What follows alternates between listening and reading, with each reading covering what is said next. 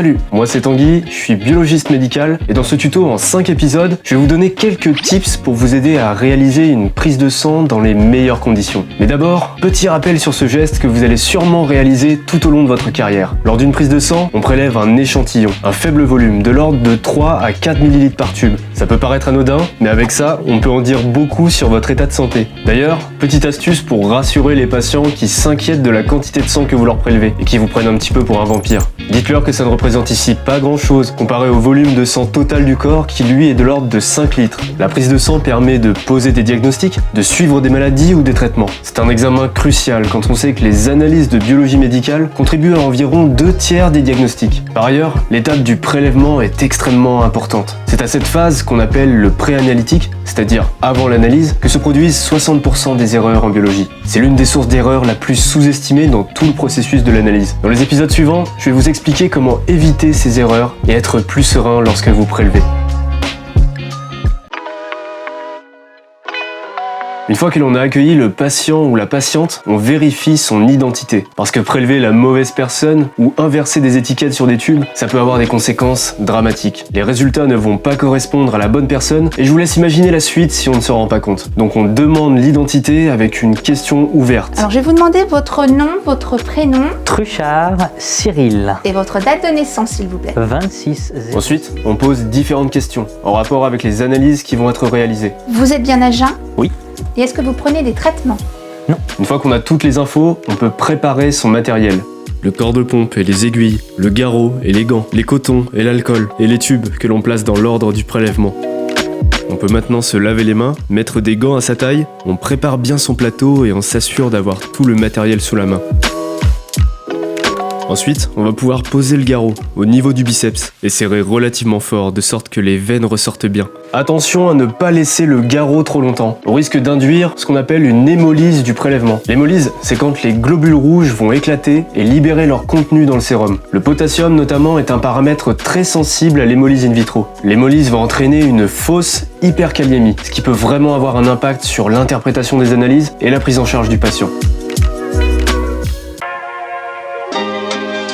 Une fois que l'on a repéré la veine que l'on va piquer, on désinfecte la zone de ponction. Pour ça, il y a un peu deux écoles. Soit on passe le coton de cette manière, soit on fait une sorte d'escargot du centre vers la périphérie.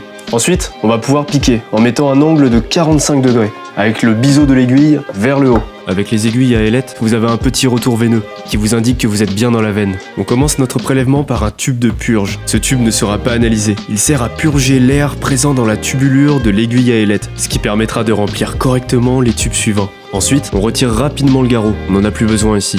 On remplit ces tubes au maximum, l'un après l'autre, et on les agite plusieurs fois, doucement. On n'oublie pas de jeter un œil à notre patient et on s'assure qu'il ne fasse pas de malaise. Ça va monsieur?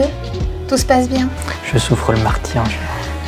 Après, on peut retirer l'aiguille et la sécuriser, tout en appliquant un coton sur la zone de ponction. On peut maintenant jeter l'aiguille dans un dasserie réservé aux objets piquants. On appuie au moins 30 secondes sur le coton, on vérifie qu'il n'y a pas de saignement et on est bon pour appliquer un sparadrap. Et pour finir, on n'oublie pas de coller les étiquettes sur nos tubes. Évitez de cacher le volume du tube avec l'étiquette et collez-la plutôt de cette manière. Il est important de respecter l'ordre des tubes en fonction de leur couleur et de ne surtout pas transvaser du sang d'un tube à l'autre pour éviter les interférences analytiques. Le premier que l'on va prélever, ce sera le tube bleu qui contient un anticoagulant, le citrate. Il sert à faire toutes les analyses d'hémostase. Et s'il y a bien un tube à remplir au maximum, c'est celui-là. Car si la quantité prélevée est trop faible, le sang sera dilué et les résultats seront faussés. Ensuite, c'est au tour du tube sérum. Il est soit rouge, soit jaune. Ils contiennent un activateur de la coagulation. Et après centrifugation, on va obtenir ce qu'on appelle du sérum. C'est ce sérum que l'on va analyser, qui contient les ions, les hormones, les protéines, sans les facteurs de coagulation, contrairement au plasma. La différence entre le rouge et le jaune, c'est que le tube jaune contient du gel, qui permet de séparer les globules du sérum. Les tubes secs permettent de faire la plupart des analyses de biochimie et de sérologie. Dans certains labos, vous serez amené parfois à prélever un tube vert qui contient de l'héparine de lithium. Ce tube sert à faire aussi des analyses de biochimie. Après, nous avons le tube à bouchon violet qui contient de l'EDTA qui est un autre anticoagulant. Il sert à faire les numérations, l'hémoglobine glyquée, les groupes sanguins.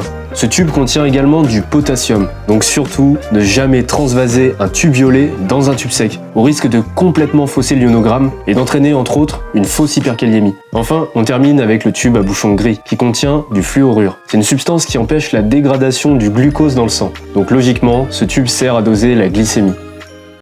Bon, maintenant que vous savez tout sur la prise de sang, ça va être à vous de jouer et de vous lancer. Mais avant, si ça vous intéresse, je vous ai réuni les 5 meilleurs conseils qu'on m'a confiés au cours de ma formation. Premièrement, quand c'est possible, essayez de discuter avec la personne, de tout et de rien, pour la distraire un peu.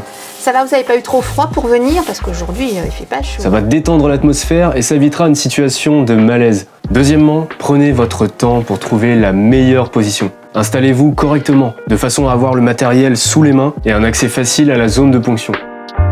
Troisième conseil, si vous avez du mal à trouver une veine, passez d'abord un petit peu d'alcool sur la peau. Les veines sont parfois plus visibles et prennent du relief avec l'alcool. Vous pouvez aussi tapoter légèrement la peau pour faire ressortir les veines. Quatrième conseil, chez certains patients, et notamment les personnes âgées, les veines sont un peu instables. On dit souvent qu'elles roulent. Mon petit conseil, c'est de tirer sur la veine avec son autre main pour qu'elle soit bien tendue. Et surtout, n'oubliez pas de regarder les deux bras de la personne. Et enfin, dernier conseil, si vous galérez à prélever, et ça arrive, vous inquiétez pas, évitez de piquer plus de 2 fois. Ça risque de vous stresser et de stresser la personne. Laissez la main à un collègue plus expérimenté. Voilà, j'espère que ce petit tutoriel vous a plu. Maintenant, ça va être à vous de jouer. Allez, je vous dis à très bientôt. Je me suis réchauffé. Désolé.